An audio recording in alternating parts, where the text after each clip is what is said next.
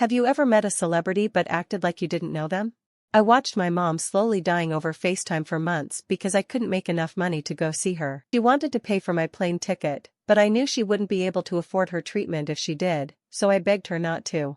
I promised I'd come see her soon and started constantly picking up shifts at the restaurant I worked at. But one night, her doctor phoned me, telling me he wasn't sure if she had much longer. She had started coughing up blood but didn't want me to know, so I wouldn't worry. It was then that I realized I wouldn't be able to save enough to go see her in time.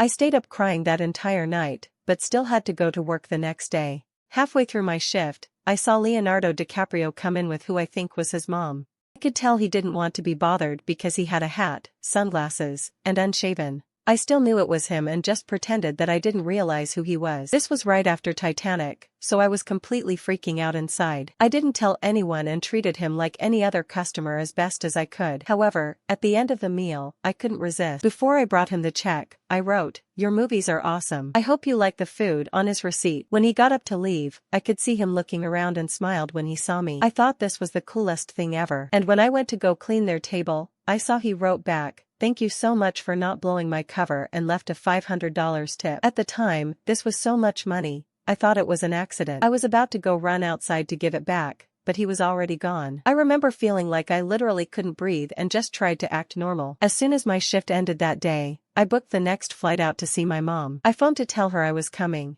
and I literally ran through the hospital to her room. I got there in time to spend her last 20 minutes with her. Because of him, I got to hug my mom one last time as she passed.